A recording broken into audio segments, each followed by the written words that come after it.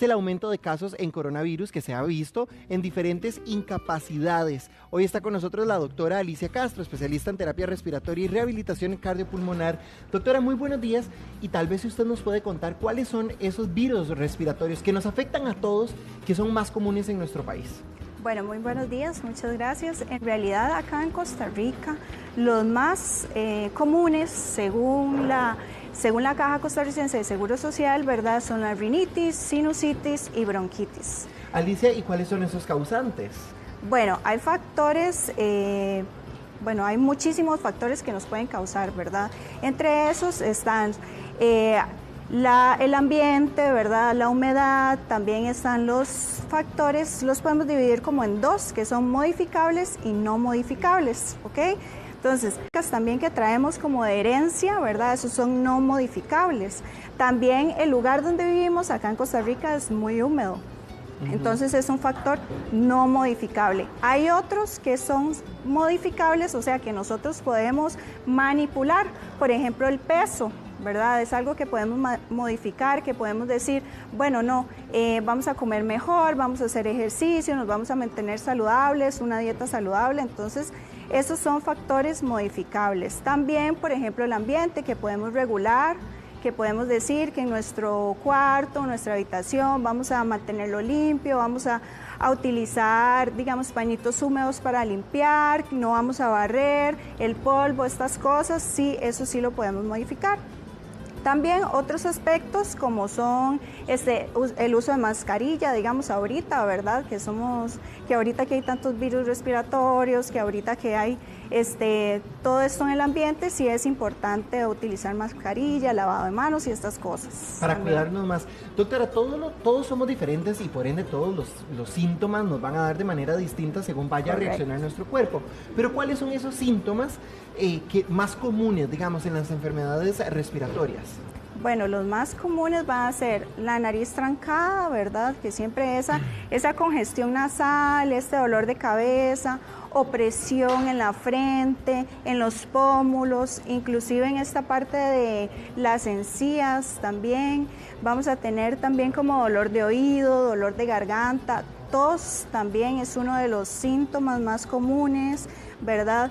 La tos flemosa, que es esa tos productiva, o la tos seca, que es cuando decimos como esa opresión en el pecho, ¿verdad? Esos son síntomas muy comunes. ¿Qué medidas podemos tomar, doctora?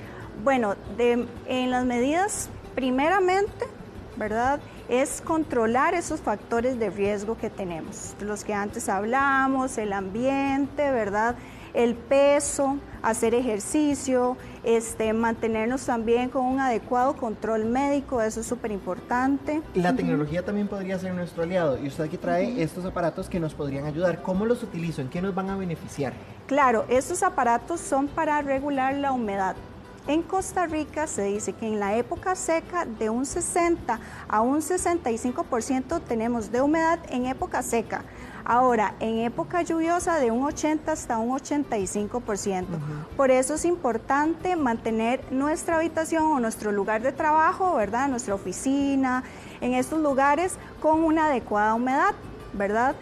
Porque además la humedad alta, ¿verdad?, nos va a crear moho, nos va a crear un ambiente perfecto para que virus y bacterias se proliferen. Entonces, por eso es importante. Deshumificador, ¿en dónde lo pongo entonces para que realmente me vaya a funcionar? En la habitación, en el closet.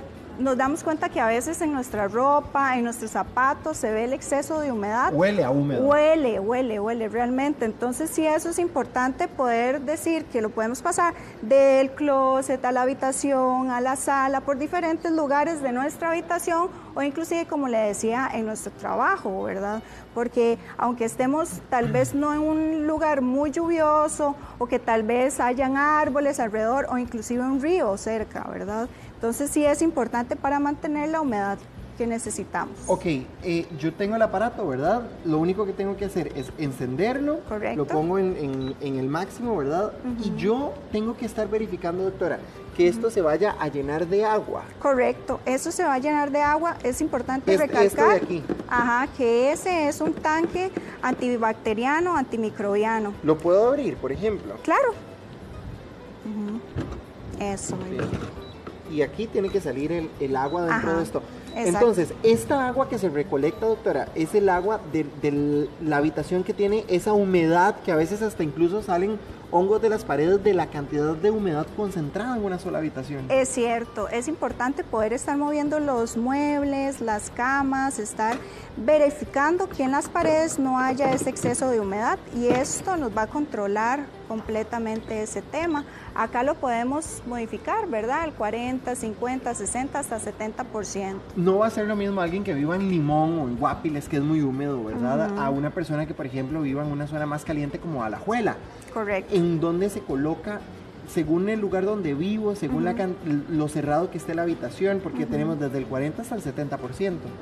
Lo recomendable es ponerlo en un 50% para iniciar. Aquí. Y ahí nos vamos a dar cuenta cuánta agua va a extraer, ¿verdad? Esto tiene un tanque hasta de 20 litros, o sea, es bastante la cantidad de agua. Entonces, primero nos vamos a ponerlo en 50% como para poder valorar realmente si sale mucha agua o no. Y ahí irlo aumentando. Doctora, muchísimas Exacto. gracias por acompañarnos esta mañana, muy Con amable. mucho gusto.